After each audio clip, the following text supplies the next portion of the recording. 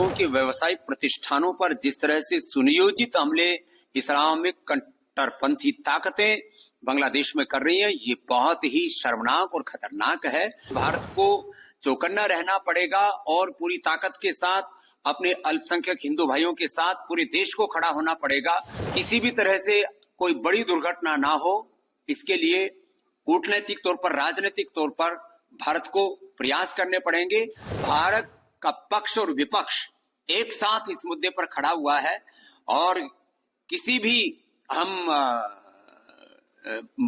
बुरी से बुरी परिस्थिति का सामना करने के लिए हमें तैयार रहना पड़ेगा। जब हमने बांग्लादेश को जन्म दिया, जब हम बांग्लादेश बना सकते हैं, तो वहां पर रहने वाले अपने हिंदू भाइयों की रक्षा करने में भी पूर्ण तरह से समर्थ हैं। इस भारत के सामर्थ्य को हमें दिखाना होगा, जिससे कि वहां पर रहने वाले हिंदुओं की तरफ कोई आंख न उठा सके। भारत के प्रधानमंत्री वो एक बहुत बड़ी शख्सियत हैं और हिंदुओं की रक्षा कैसे करनी होती है उसको वो जानते हैं और उन्होंने की है। हिंदुओं के घरों, हिंदू मंदिरों और हिंदुओं के व्यावसायिक प्रतिष्ठानों पर जिस तरह से सुनियोजित हमले इस्लामिक कट्टरपंथी ताकतें बांग्लादेश में कर रही हैं, ये बहुत ही शर्मनाक और खतरनाक है।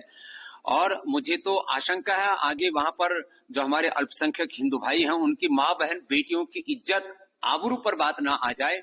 इसके लिए भारत को चौकन्ना रहना पड़ेगा और पूरी ताकत के साथ अपने अल्पसंख्यक हिंदू भाइयों के साथ पूरे देश को खड़ा होना पड़ेगा। किसी भी तरह से कोई बड़ी दुर्घटना ना हो, इसके लिए कूटनैतिक तौर पर, राजनीतिक तौर पर भारत को प्रयास करने पड़ेंगे। और मैं आश्वस्त हूं कि इस समय भारत के प्रधानमंत्री जो बहुत ही तेजस्वी हैं, यशस्वी हैं और पूरा हिंदुस्तान उनके साथ खड़ा हुआ है। पहली मर्तबा मैं देख रहा हूं बहुत वर्षों के बाद, करीब 2-3 दशकों के बाद, कि भारत का पक्ष और विपक्ष एक साथ इस मुद्दे पर खड़ा हुआ है और किसी भी हम बुरी से बुरी परिस्थिति का सामना करने के लिए हमें तैयार रहना पड़ेगा और जरूरत पड़ने पर भारत को हस्तक्षेप भी यदि करना पड़े तो भी। जब हमने बांग्लादेश को जन्म दिया, जब हम बांग्लादेश बना सकते हैं, तो वहां पर रहने वाले अपने हिंदू भाइयों की रक्षा करने में भी पूर्ण तरह से समर्थ हैं और इस भारत के सामर्थ्य को हमें दिखाना होगा, जिससे कि वहां पर रहने वाले हिंदुओं की तरफ कोई आंख न उठा सके।